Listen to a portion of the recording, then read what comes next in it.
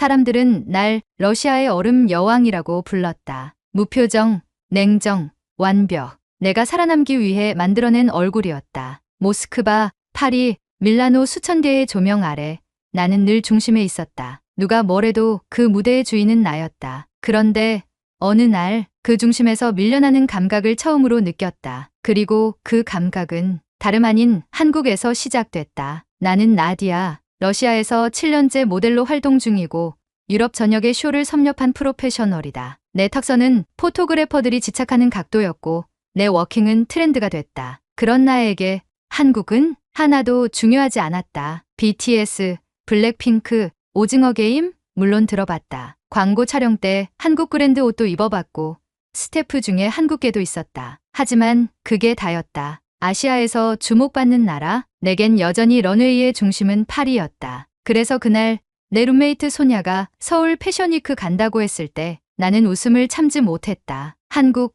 진심이야?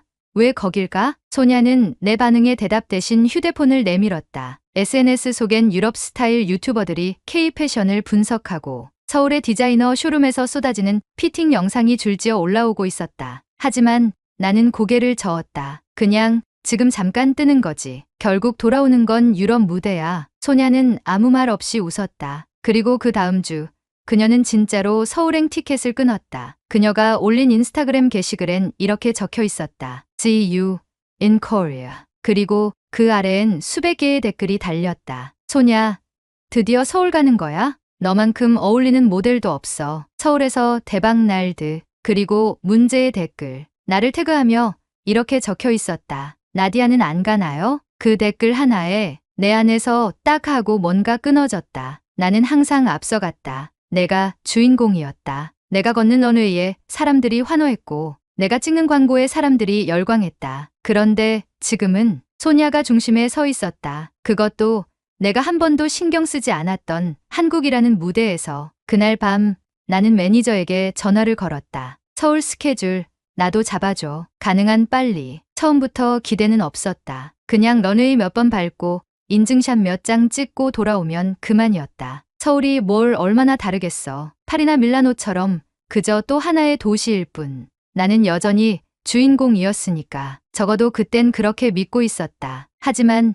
나는 몰랐다. 그 나라에서, 그 낯선 도시에서 내 인생이 완전히 뒤집힐 거라는 걸. 그리고 그 사람을 만나게 될 거라는 걸. 여러분의 구독과 좋아요는 누군가의 운명을 바꾼 이 감동적인 순간을 더 많은 사람에게 전하는 길입니다. 비행기는 새벽에 인천공항에 착륙했다. 기내창 너머로 서울의 야경이 깔려 있었다. 기대보다 훨씬 화려했다. 어딘가 인위적인 유럽의 조명과는 다른 묘하게 따뜻한 빛이었다. 입국장은 정돈된 조용함 그 자체였다. 전광판도 직원도 사람들마저 마치 오케스트라처럼 움직이고 있었다. 러시아의 정신없는 공항과는 비교가 되지 않았다. 나는 괜히 등을 꼿꼿이 세우고 걸었다. 괜히 압도당한 것 같았기 때문이다. 다음 날 아침 강남의 한 스튜디오에서 첫 촬영이 있었다. 나는 루틴처럼 메이크업을 받고 헤어를 정리하고 피팅을 준비했다. 그런데 그때 스태프들의 표정이 순간 달라졌다. 그들 시선이 모두 한 방향으로 향했다. 나는 무심코 고개를 돌렸고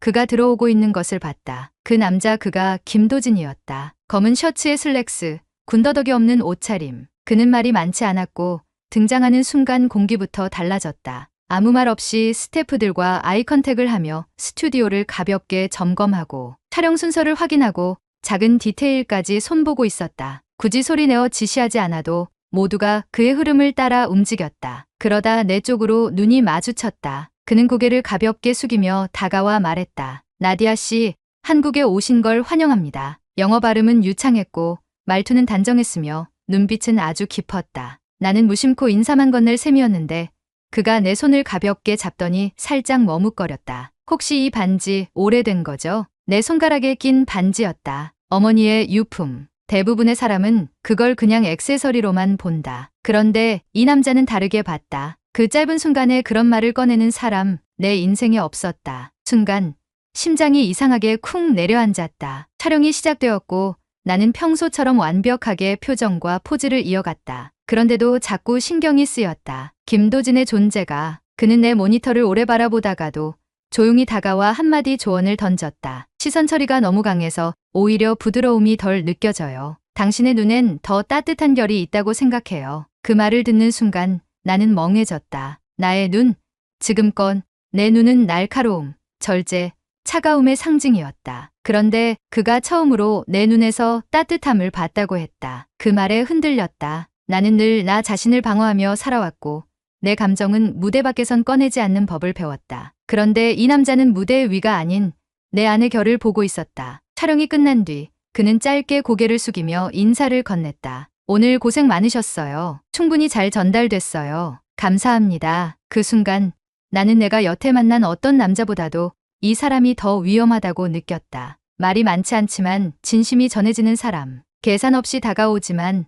절대로 가볍지 않은 사람. 그날 밤 호텔 방으로 돌아왔지만 쉽게 잠들 수 없었다. 창밖으로 내려다 보이는 서울의 야경은 낮과는 또 다른 분위기를 풍기고 있었다. 반짝이는 불빛들 사이로 복잡하게 얽힌 도로, 빠르게 움직이는 사람들, 그리고 그 틈에서 떠오른 한 사람, 김도진. 도대체 뭐였을까? 그 남자는? 내가 만나온 수많은 남자들은 대부분 한눈에 의도를 알 수 있었다. 외모에 반하거나 유명세에 끌리거나 아니면 단순한 욕망의 대상. 그들은 나를 톱모델 나디아로만 바라봤다. 그런데 김도진은 이상하게도 그런 게 없었다. 내 이력을 들먹이지 않았고 외모를 평가하지도 않았다. 오히려 나를 조심스럽게 관찰하고 묘하게 따뜻한 시선으로 대했다. 그가 했던 한마디, 당신의 눈엔 더 따뜻한 결이 있어요. 그 말이 계속 맴돌았다. 아무도 그렇게 말한 적 없었다. 심지어 나 자신조차도 몰랐던 감정이었다. 그건 단순한 칭찬이 아니었다. 무언가 내가 그에게 들켜버린 기분. 외면이 아닌 내면을 본 사람 처음이었다. 다음날 일정은 오후 촬영이었기에 오전은 비어 있었다. 호텔 도식 뷔페에서 느긋하게 커피를 마시고 있을 때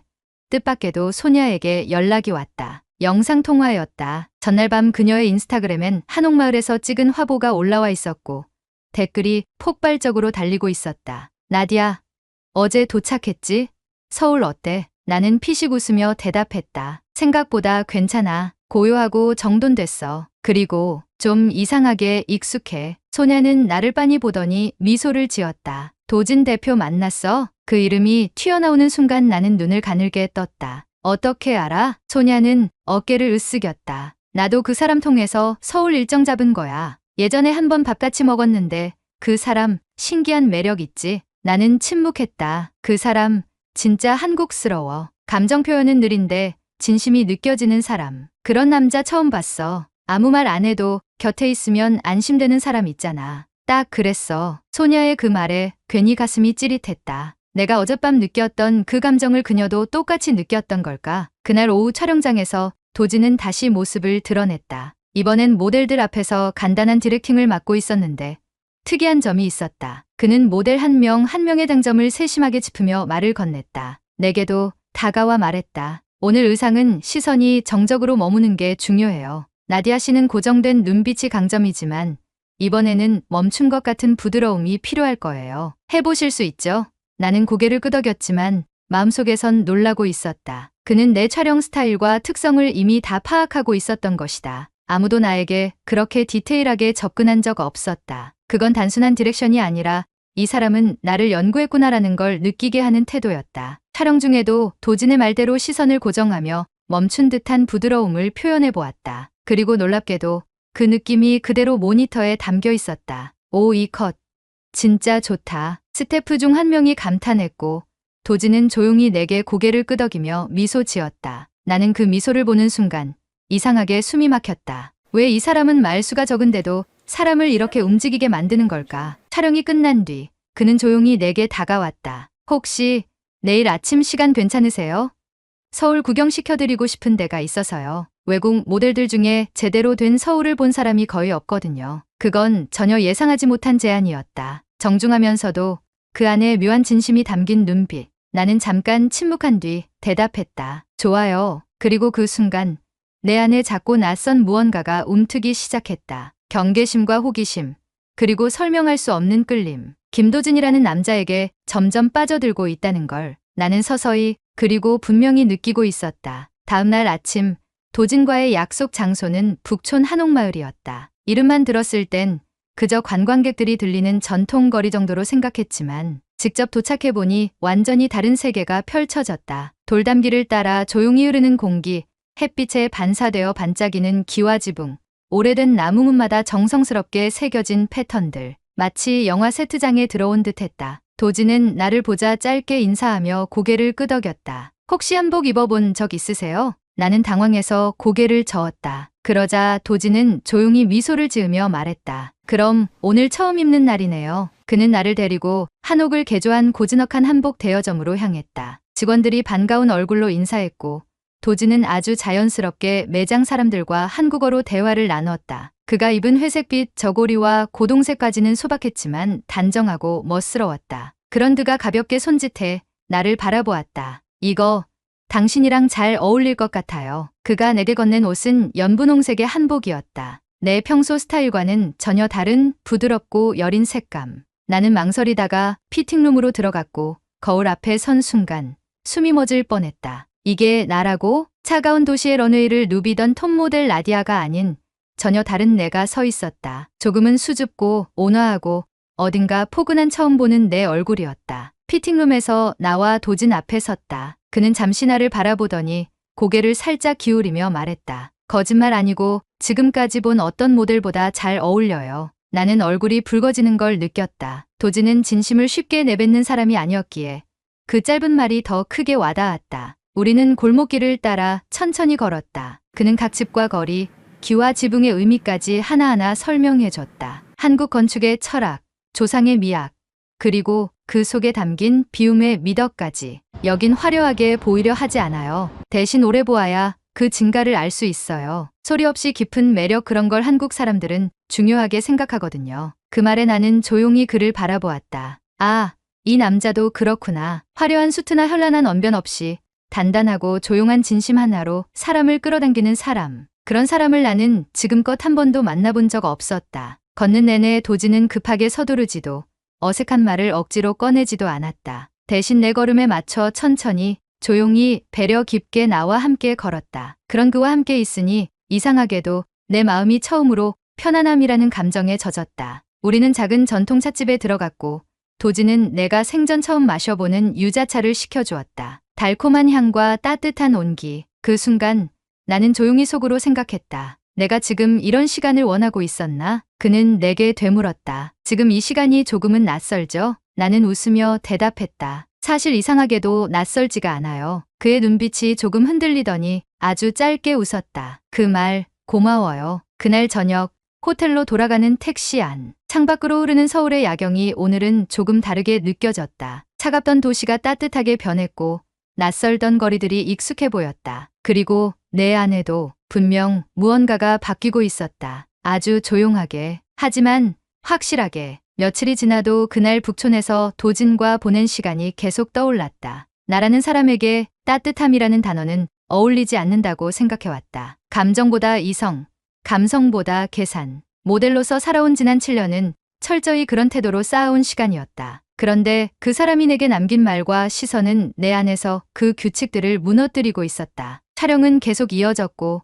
도진과 마주치는 날도 많아졌다. 그는 늘 조용했지만 누구보다 정확하게 나를 파악하고 있었다. 나의 움직임, 표정, 그리고 피로함까지. 말은 적지만 시선 하나만으로도 내가 어떻게 느끼는지를 읽는 듯했다. 어느 날 스튜디오 조명이 잠시 꺼지는 사고가 났다. 내부 정전으로 인해 전체 조명이 꺼졌고 순간적으로 모두가 당황했다. 나는 본능적으로 자리를 벗어나려다 무언가에 걸려 휘청했다. 그 순간 누군가가 나를 재빠르게 붙잡았다. 괜찮아요. 천천히 움직여요. 익숙한 목소리였다. 도진이었다. 그는 자연스럽게 내 손목을 잡아 어둠 속을 안내했다. 어둠과 정적 속에서 오직 그의 손의 온기만이 또렷하게 느껴졌다. 그 순간 나는 이상하게도 심장이 빨라졌다. 조명이 복구된 뒤에도 나는 한동안 진정할 수 없었다. 도진은 아무렇지도 않게 괜찮으세요? 라고 물었지만 나는 그 질문의 울림에서 한참을 헤맸다. 그날 밤 호텔 방에서 내 손목을 바라보다가 문득 깨달았다. 내 삶에서 누군가가 나를 이렇게 다정하게 지켜준 적이 있었던가? 수백 개의 쇼와 수천 번의 조명이 쏟아지는 무대 위에서도 나는 늘 혼자였다. 강해야 했고 지지 않아야 했다. 누군가에게 기대는 건 허약한 일이라 믿었다. 그런데 김도진은 그런 내 믿음을 흔들고 있었다. 그는 내게 강함을 요구하지 않았고 대신 조용히 다가와 괜찮냐고 물었다. 그 단순한 질문 하나에 내 심장이 이렇게 요동치는 걸 보며 나는 두려워졌다. 이 감정이 단순한 호기심이 아니라는 걸 깨닫는 순간부터였다. 며칠 후 소냐와 엘레나를 강남의 한 카페에서 만났다. 세 사람 모두 각자 일정에 바빠 좀처럼 얼굴 볼 시간이 없었지만 이날은 운 좋게 시간이 맞았다. 너 완전 얼굴이 달라졌어, 나디아. 소냐가 말했다. 정말 눈빛이 부드러워졌어. 무슨 일 있어? 엘레나도 나를 빤히 쳐다보며 말을 보탰다. 나는 웃으며 넘기려 했지만 두 사람은 포기하지 않았다. 혹시 김도진 때문 아니야? 소냐의 말에 나는 흠칫 놀랐다. 그녀는 내 눈치를 살피며 살짝 웃었다. 나도 그 사람 알고 있잖아. 한국 올 때 내가 소개받은 사람 중에 유일하게 날 긴장하게 만든 사람이었어. 정중하면서도 단호하고 차가운 듯 보이지만 그 안에 묘한 따뜻함이 있는 사람. 진짜 한국 남자 같았어. 엘레나도 고개를 끄덕였다. 맞아. 나도 지난주 촬영장에서 만난 포토그래퍼랑 계속 연락하고 있는데 완전 다르더라. 서두르지도 않고 무례하지도 않고 신기할 정도로 배려심 깊고 예의 바른데 진심이 느껴져. 말은 적은데 말보다 더 많은 걸 주는 느낌? 그들의 말을 들으며 나는 내가 느낀 혼란이 혼자만의 것이 아니라는 걸 깨달았다. 우리 셋 모두 한국이라는 나라에서 예상치 못한 방식으로 마음을 빼앗기고 있었다. 단지 잘생긴 외모나 현란한 말솜씨 때문이 아니라 그 조용한 배려와 진심, 그리고 우리가 익숙하지 않았던 정이라는 감정 때문이었다. 그날 이후 나는 더 이상 부정할 수 없었다. 김도진이라는 남자가 내 안에 깊숙이 자리 잡고 있다는 것을, 그리고 나는 그게 더 이상 두렵지 않다는 것을. 며칠 뒤 소냐와 엘레나를 다시 만났다. 이번엔 내가 먼저 두 사람을 보자마자 확실히 느낄 수 있었다. 우리 셋 모두가 처음 서울에 왔을 때와는 전혀 다른 사람이 되어 있었다. 단지 메이크업이나 스타일이 아니라 눈빛 자체가 달라져 있었다. 소냐는 요즘 서울에서 급부상 중인 신진 디자이너 민중과의 협업 촬영을 시작했다. 그 촬영은 단순한 프로젝트가 아니라 서울 컬렉션을 겨냥한 새로운 콘셉트 캠페인이었다. 나 완전 당했어, 나디아. 카페에서 소냐는 라떼를 마시며 툴툴거렸다. 처음엔 그냥 뭐 잘생기고 조용한 줄만 알았거든. 근데 회의 들어갔더니 표정 하나 안 바꾸고 내 의상 피드백을 줄줄 하더라고. 내가 오히려 배우는 느낌이었어. 나는 웃음을 참지 못하고 물었다. 그럼 뭐야? 지금 그 사람한테 빠졌단 얘기야? 소냐는 잠시 침묵하다가 시선을 내리깔고 조용히 말했다. 빠진 건지 믿게 된 건지 모르겠지만 적어도 내가 누군가한테 이렇게 존중받고 있다는 느낌은 처음이야. 나한테 뭔가를 입히려는 게 아니라 나란 사람 자체를 이해하려는 사람? 그런 남자 처음이야. 그 말에 나도 괜히 마음이 울렸다. 그리고 엘레나도 조용히 컵을 내려놓으며 말했다. 지훈 씨는 말이 거의 없거든. 근데 내가 카메라 앞에 서 있을 때마다 꼭 눈을 마주쳐. 다른 포토그래퍼들이 표정 바꿔봐, 고개 들어봐 할 때 그 사람은 그냥 내 감정이 올라올 때까지 기다려줘. 소냐가 흥미롭게 물었다. 그럼 완전 감성충이야? 엘레나는 살짝 웃으며 고개를 저었다. 아니, 감성적이긴 한데 흐르질 않아. 정확히 어디까지 다가올지 알고 멈춰주는 사람. 나한텐 그게 되게 컸어. 둘의 이야기를 들으면서 나는 이상하게 위로를 받는 기분이었다. 나만 흔들리고 있는 게 아니었고 우리 셋 모두가 예상하지 못한 방식으로 한국이라는 나라, 그리고 그 속의 사람들에게 스며들고 있었다. 그날 저녁, 도진과 나는 오랜만에 함께 저녁을 먹었다. 서울의 작은 골목 안쪽에 숨겨진 한식당이었다. 그는 평소처럼 조용했고 메뉴를 고를 때도 내 입맛에 맞는 걸 먼저 물어보았다. 너무 매운 건 힘들죠?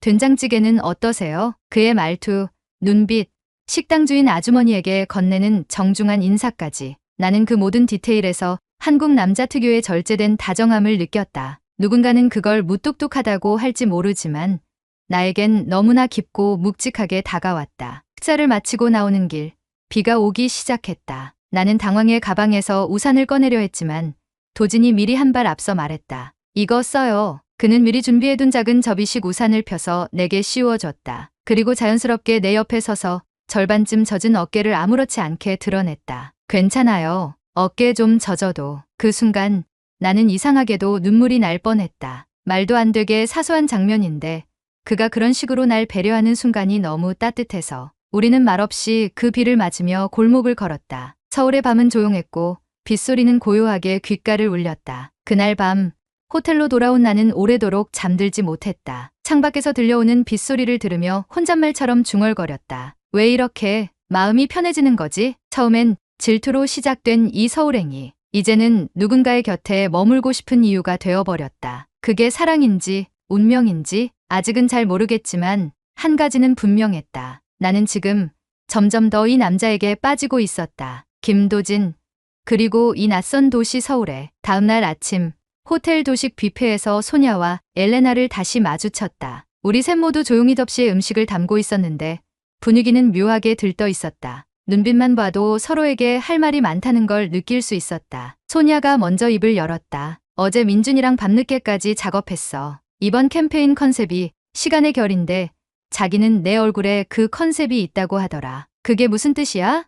내가 물었다. 그러니까 겉으론 화려한데 안에 오래된 감정이 남아있는 사람. 그런 느낌. 내가 그렇게 보인대. 소녀는 말끝에 멋쩍은 웃음을 지었지만 얼굴은 확실히 달라져 있었다. 여느 때보다 부드러웠고 눈빛엔 이상한 여운이 남아있었다. 엘레나는 고개를 끄덕이며 말했다. 지우는 내가 러시아에서 모델 일 접고 사진 배우고 싶어 했던 거 다 기억하더라. 몇 마디 안 했는데도 내가 뭘 놓치고 살았는지 먼저 알아봐 줬어. 나는 말없이 그들을 바라봤다. 셋 모두 다른 방식이었지만 우리가 느끼는 감정은 비슷했다. 서울이라는 낯선 도시에서 각자의 방식으로 나라는 사람을 제대로 봐주는 남자를 만났다는 것. 그날 오후 나는 도진과 함께 전시회를 가게 됐다. 그가 평소 좋아하던 한국의 한 설치미술 작가의 전시였는데 현대적인 공간에 전통 오브제를 섞은 전시였다. 전시장에 들어선 순간 묘한 긴장감이 감돌았다. 전시된 작품들은 대부분 투박하고 단순했지만 설명을 듣고 난이 깊은 의미가 담겨 있었다. 도진은 천천히 걸으며 하나하나 설명해줬다. 이 작가는 사라지는 것들을 기록해요. 사라져도 잊히지 않는 것들. 그게 이 공간의 테마예요. 나는 조용히 고개를 끄덕였다. 작품 하나 앞에 멈춰섰을 때 도진이 조심스럽게 내게 물었다. 혹시 러시아에 두고 온 것 중에 자주 떠오르는 게 있어요? 그 질문은 예상 밖이었다. 내가 진짜 그리워하는 게 뭔지 아직 누구도 물어본 적 없었기에. 잠시 말이 막힌 끝에 나는 조용히 대답했다. 어머니가 쓰시던 차 향. 가끔 어릴 때 겨울 따뜻한 차를 마시던 기억이 나요. 그냥 그 냄새만 맡아도 울컥할 때가 있어요. 도진은 내 말에 가볍게 미소 지었다. 한국에도 그런 거 많아요. 사람들한텐 그냥 일상인데 어떤 사람에겐 잊을 수 없는 기억이 되는 것들. 저도 어릴 때 아버지가 입던 코트에서 나던 비누 냄새가 아직도 떠올라요. 그 짧은 대화 속에서 나는 이상한 위안을 느꼈다. 우리는 서로 다른 나라에서 자랐고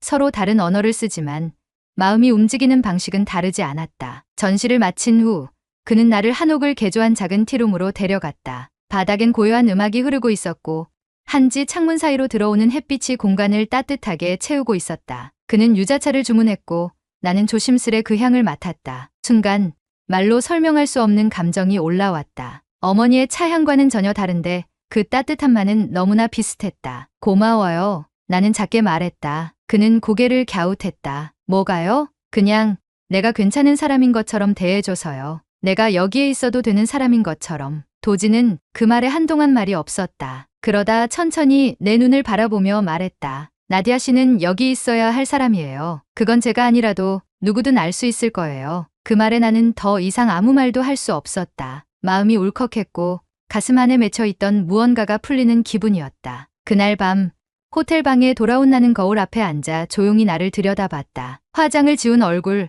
쓸쓸했던 눈빛, 그리고 그 안에 새로 생겨난 따뜻함. 나는 처음으로 돌아가기 싫다는 생각을 했다. 한국이 좋아졌다. 아니, 그 사람 김도진이 너무 좋아졌다. 다음 날 나에게 중요한 메시지 하나가 도착했다. 러시아 매니저 안드레이에게서였다. 간결한 문장이었다. 샤넬 유럽 캠페인, 내가 최종 후보야. 파리에서 미팅 잡아야 하니 이번 주 안으로 귀국해. 심장이 철렁했다. 샤넬. 내가 모델 일을 시작하면서부터 꿈꿔왔던 이름. 그 무대에 서는 건 전 세계 모델들의 로망이었다. 그 기회를 지금 내가 손에 넣을 수 있는 상황이었다. 그럼에도 나는 휴대폰을 손에 쥔 채로 한참을 움직이지 못했다. 생각보다 가슴이 뛰지 않았다. 오히려 무거웠다. 그날 저녁 도진과의 저녁 약속이 잡혀 있었지만 나는 평소보다 조용했다. 우리가 함께 걷던 익숙한 골목도 함께 웃던 식당도 그날은 흐릿하게만 느껴졌다. 도진은 조심스럽게 내 눈치를 살피더니 물었다. 오늘 무슨 일 있었어요? 나는 결국 모든 걸 털어놨다. 러시아에서 걸려온 제안, 파리로 가야 한다는 사실, 그리고 그게 얼마나 큰 기회인지. 도진은 아무 말도 하지 않고 조용히 내 말을 다 들었다. 그리고 한참 후에야 말했다. 좋은 소식이네요. 정말 대단한 기회예요. 그의 표정은 담담했지만 눈빛 속에는 조금의 슬픔이 스쳐 지나갔다. 나는 괜히 초조해져서 물었다. 당신은 내가 돌아가길 바라요? 도진은 잠시 시선을 피하다 다시 내 눈을 바라보며 말했다. 나는 당신이 진심으로 원하는 길을 갔으면 좋겠어요. 내가 뭐라고 당신 인생을 막을 수 있겠어요. 그 말이 더 아팠다. 나는 도진이 내게 가지 말라고 말해주길 바랐다. 조금은 이기적으로 나를 잡아주길 원했던 것 같다. 하지만 그 사람은 끝까지 나의 자유를 지켜줬다. 그게 더 깊은 사랑이라는 걸 그 순간 알았다. 호텔로 돌아와 소냐와 엘레나에게 털어놨다. 두 사람은 놀라면서도 예상했다는 듯 고개를 끄덕였다. 이제 내가 결정할 차례네. 소냐가 말했다. 파리냐, 서울이냐, 둘 다 잡을 순 없을 거야. 엘레나도 덧붙였다. 나는 조용히 말했다. 문제는 내가 뭘 진짜 원하는지 모르겠다는 거야. 소냐는 나를 똑바로 바라보며 한마디 했다. 나디야, 넌 이미 선택했어. 그냥 아직 인정하지 않은 것뿐이야. 그 말에 나는 더 이상 아무 말도 할 수 없었다. 눈물이 고이려는 걸 애써 삼키며 나는 창밖의 서울 야경을 바라봤다. 그 도시의 불빛이 이상하게도 그날따라 따뜻하게 느껴졌다. 며칠 후 도진이 조심스럽게 나를 다시 만났다. 그의 표정은 여전히 조심스러웠지만 그 안에는 담담한 결심 같은 게 담겨 있었다. 오늘은 마지막 산책일 수도 있겠네요. 우리는 한강변을 걸었다. 밤바람은 시원했고 강물 위에 비친 불빛이 부서지고 있었다. 도진은 말없이 내 걸음에 맞춰 천천히 걷기만 했다. 나는 도저히 참을 수 없어서 물었다. 정말 아무 말도 안 할 거예요? 그는 멈춰 서서 나를 바라봤다. 하고 싶은 말 많죠. 하지만 당신을 붙잡는 건 내 방식이 아니에요. 당신은 자유로운 사람이잖아요. 나는 그 순간 더는 참을 수 없었다. 하지만 나 지금 내 마음도 모르겠어. 여기에 남으면 후회할까봐 무섭고 떠나면 당신이 너무 그리울 것 같아서 더 무서워. 도진은 조용히 손을 뻗어 내 손을 잡았다. 그래도 한 가지는 확실하잖아요. 당신 마음속에 내가 있다는 것. 그 말에 눈물이 터져 나왔다. 그 사람은 한 번도 나를 붙잡지 않았지만 그 진심이 내 마음을 붙들고 있었다. 그날 밤 나는 처음으로 도진 앞에서 울었다. 그 사람 품에서 아무 말 없이 조용히. 이 도시는 내게 너무 많은 걸 줬다. 하지만 그중 가장 소중한 건 김도진이었다. 그리고 그 순간 나는 내 인생의 진짜 결정을 조금씩 마음속에서 내려가고 있었다. 그날 이후 나는 스케줄을 모두 취소했다. 며칠만 시간을 달라고 러시아 매니저에게 요청했고 다행히 그들은 기다려주겠다고 했다. 하지만 사실 나는 기다림을 연장하기 위해 시간을 벌고 있었던 게 아니었다. 오히려 마음속에서 확신을 더해가고 있었다. 서울에서의 마지막 주말 나는 도진에게 다시 연락했다. 잠시 얼굴만 보자고. 그는 조용한 한옥 카페를 예약해놓고 나를 기다리고 있었다. 내가 들어서자 그는 가볍게 일어났다. 말없이 내 자리에 의자를 당겨주는 그의 행동은 여전히 느릿하고 여전히 조심스러웠다. 하지만 그 속에는 묵직한 따뜻함이 있었다. 결정했어요? 도진이 물었다. 나는 고개를 끄덕이며 웃었다. 응, 나 안 가. 그는 놀라지도 반기지도 않았다. 그저 묵묵히 내 눈을 바라보다가 천천히 물었다. 정말 괜찮겠어요? 나는 대답 대신 조용히 그의 손을 잡았다. 당신이 있어서 괜찮아졌어요. 그 순간 도진의 눈빛이 흔들렸다. 감정을 드러내는 걸 늘 절제하던 사람이었지만 그날만큼은 다르다는 걸 느낄 수 있었다. 그의 눈 속에서 나를 향한 감정이 흘러나오고 있었다. 이 나라에 처음 왔을 땐 그냥 찍고 돌아갈 생각이었어요. 그런데 여기서 당신을 만났어요. 그리고 나 자신을 다시 만났어요. 나는 말을 멈추고 숨을 골랐다. 당신은 내게 처음으로 있는 그대로의 나가 사랑받을 수 있다는 걸 알려줬어요. 내가 꼭 강하지 않아도 누군가에게 소중할 수 있다는 걸. 도진은 내 손을 꼭 잡았다. 말없이 아주 단단하게. 그날 이후 우리는 함께 있었다. 더 이상 애매하지도 않았고 두려움도 없었다. 도진은 여전히 조용했고 과하게 표현하지 않았다. 하지만 그는 내 하루의 시작이 되었고 마음의 평온이 되었다. 소녀는 민준과 함께 서울 북구의 작은 스튜디오를 열었다. 유럽과 한국 디자이너를 연결하는 협업 플랫폼. 그녀는 직접 기획하고 디자인도 참여했다. 내가 이런 걸 할 수 있을 줄 몰랐어. 근데 민준이 자꾸 믿어주니까 나도 나를 믿게 됐어. 그녀는 웃으며 말했다. 엘레나는 지훈과 함께 국내 촬영을 돌며 포토 다이어리를 만들고 있었다. 러시아에서 보지 못했던 따뜻한 계절과 빛을 담은 사진들이었다. 그녀는 사진을 정리하며 이렇게 말했다. 지훈은 내 인생의 흐림을 빛으로 바꿨어. 그리고 지금은 카메라 너머보다 이 산 자체가 더 아름다워. 우리 셋은 그렇게 전혀 예상치 못한 삶 속으로 들어와 있었다. 런웨이에서 조명을 받던 우리가 지금은 조용한 서울의 골목길에서 살아가고 있었다. 그리고 이곳에서 만난 한국 남자들, 그들은 어느 영화처럼 감정을 쏟아내진 않았지만 누구보다 진심으로 우리를 품어줬다. 어느 날 도진이 말했다. 당신이 떠날까 봐 솔직히 무서웠어요. 붙잡고 싶었지만 그게 사랑인지 이기심인지 몰랐거든요. 나는 미소 지으며 대답했다. 당신은 날 붙잡지 않았지만 대신 나를 믿어줬어요. 그게 사랑이에요. 그 순간 우리는 서로를 바라보며 조용히 웃었다. 소리 없는 약속처럼 우리의 손은 자연스럽게 맞닿았다. 서울의 봄은 그렇게 아주 조용하고 따뜻하게 우리를 감싸고 있었다. 며칠 뒤 도진은 나를 조용한 한강공원으로 데려갔다. 해가 지기 직전에 노을이 강 위로 퍼지고 있었고 물빛은 은빛과 금빛이 뒤섞여 반짝이고 있었다. 그는 평소보다 말이 없었고 어딘가 긴장된 기색이 역력했다. 나는 눈치를 채고 있었지만 모른 척했다. 괜히 먼저 묻고 싶지 않았다. 이 조용한 떨림이 더 깊이 기억될 것 같았으니까. 도진은 천천히 강가 벤치에 앉아 내 옆에 조심스럽게 무언가를 꺼냈다. 작은 상자. 하지만 평범한 반지 상자와는 달랐다. 그 안엔 한옥의 처마곡선을 본떠 만든 독특한 디자인의 반지가 들어있었다. 단순하지만 깊은 이 도시처럼. 나디아, 그의 목소리가 떨리는 것을 처음 들었다. 당신이 처음 이 도시에 왔을 때 그냥 스쳐가는 사람일 거라고 생각했어요. 나랑은 다른 세계에 사는 사람이라고. 그런데 당신은 이 도시에 온 게 아니라 내 삶 속으로 들어왔어요. 나는 가만히 그를 바라봤다. 심장이 터질 듯 두근거렸다. 이 남자의 모든 단어가 내게는 시처럼 들렸다. 당신이 곁에 있을 땐 조용해요. 그런데 이상하게 세상이 더 분명하게 보여요. 따뜻해지고 단단해져요. 그게 당신의 힘이에요. 그는 조심스럽게 내 손을 잡았다. 당신이 어디에서 왔든 무엇을 하든 상관없어요. 그냥 나랑 같이 있어줄래요?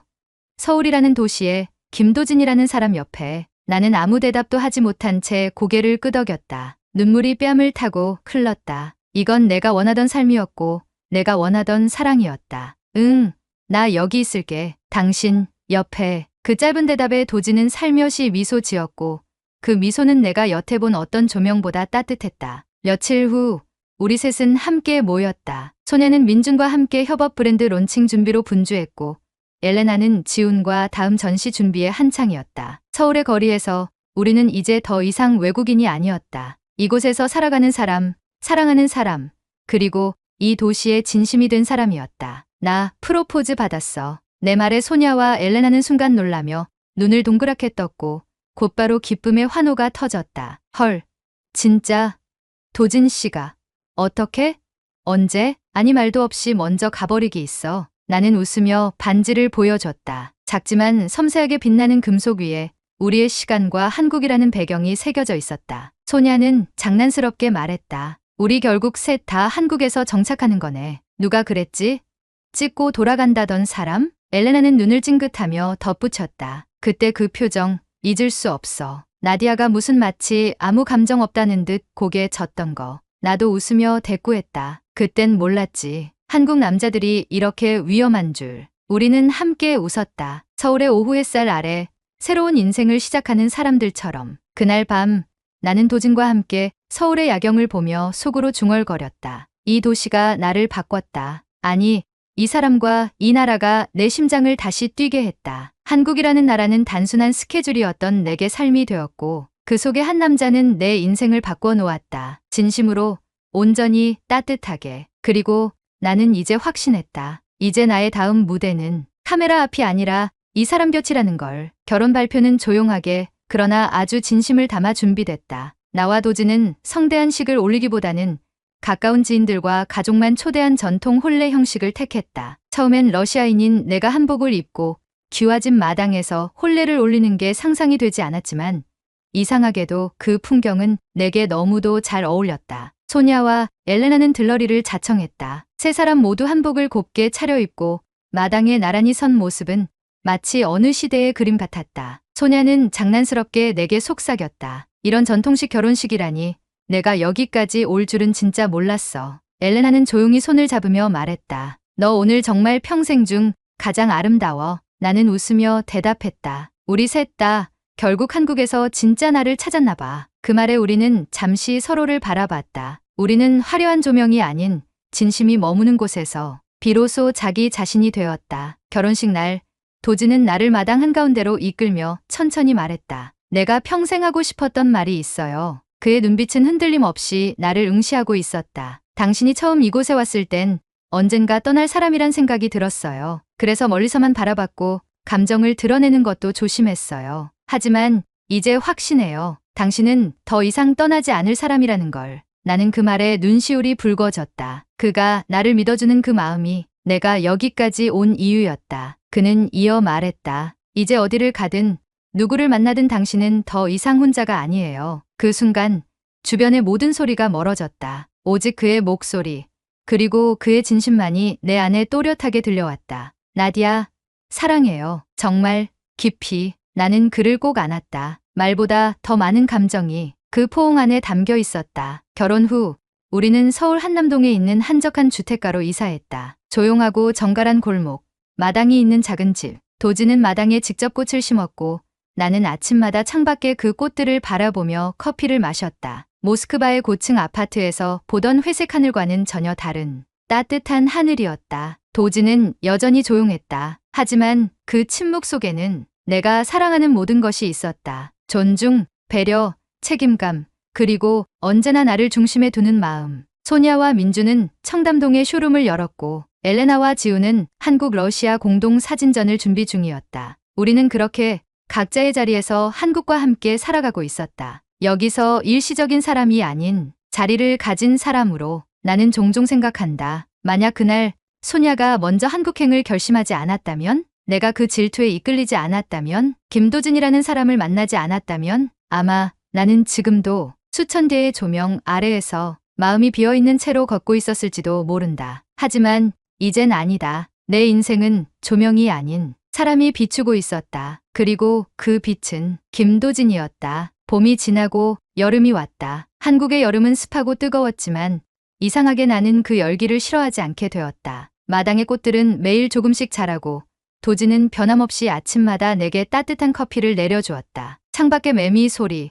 골목을 누비는 아이들의 웃음소리, 그리고 도진의 조용한 숨소리까지, 이 모든 게 이제는 내 삶의 일부가 되었다. 나는 가끔 생각에 잠긴다. 내가 이곳에서 무엇을 얻었는지를. 처음 한국에 올 땐 인정받기 위해서였다. 누군가의 주목을 받기 위해, 나보다 먼저 무대에 선 친구를 이기기 위해. 하지만 지금의 나는 더 이상 누군가를 이기고 싶지 않다. 대신 누군가와 함께 있고 싶다는 마음이 더 커졌다. 그게 바로 한국에서 배운 감정이었다. 이 도시는 늘 조용했지만 그 안에는 수많은 이야기가 흐르고 있었다. 말보다 행동이 앞서고 계산보다 정이 깊으며 빠르기보다 깊이를 중요시하는 이 문화는 처음엔 낯설었지만 시간이 갈수록 익숙해졌다. 아니, 익숙해진 것을 넘어서 이젠 내 일부가 되었다. 나는 이제 안다. 한국 남자들의 말 없는 배려, 묵직한 책임감, 눈빛에 담긴 감정의 깊이를. 그리고 그 중심에는 언제나 도진이 있었다. 나는 어느 날 문득 그에게 물었다. 당신은 왜 그렇게 묵묵해요? 감정을 표현하는 게 그렇게 어려워요? 도진은 한참을 생각하다가 이렇게 말했다. 내가 감정을 말로 다 표현하면 당신이 상처받을까봐, 아니면 너무 가볍게 느껴질까봐, 그게 더 무서워서요. 대신 나는 매일 행동하려고 해요. 당신을 위해, 당신 옆에서. 그 말에 나는 조용히 그의 손을 잡았다. 사랑은 크고 화려한 말이 아니라 매일의 작고 꾸준한 행동이라는 걸 나는 이곳에서 이 남자에게 배웠다. 이제 나는 더 이상 톱 모델이 아니다. 하지만 나는 그 어느 때보다 단단하고 따뜻한 사람이 되었다. 소냐는 민준과의 쇼룸을 해외로 확장하고 있고 엘레나는 지훈과 함께 한국과 러시아를 오가는 전시 투어를 준비 중이다. 그리고 나는 도진과 함께 브랜드를 런칭했다. 서울의 감성과 유럽의 미니멀리즘이 만나는 새로운 패션 브랜드. 그 이름은 연이었다. 이 모든 인연이 시작된 그 단어처럼 기자들이 묻는다. 왜 한국에 남았냐고, 왜 파리도 밀라노도 아닌 서울을 택했냐고. 나는 미소 지으며 대답한다. 이곳은 내가 처음으로 사랑을 배운 나라예요. 그리고 사랑을 주는 법도. 처음엔 단순한 질투였고 잠깐의 방문이었다. 하지만 그 짧은 여정이 내 인생의 전환점이 되었다. 김도진. 그 사람은 내게 단 하나의 이유였다. 그리고 이 도시, 한국은 나의 새로운 고향이 되었다. 대한민국, 이 작은 나라가 세 사람의 인생을 바꿨습니다. 그리고 그 중심엔 조용하지만 뜨거운 한국 남자의 진심이 있었습니다. 이 이야기가 더 많은 사람들에게 전해지길 원하신다면 구독과 좋아요로 함께해 주세요.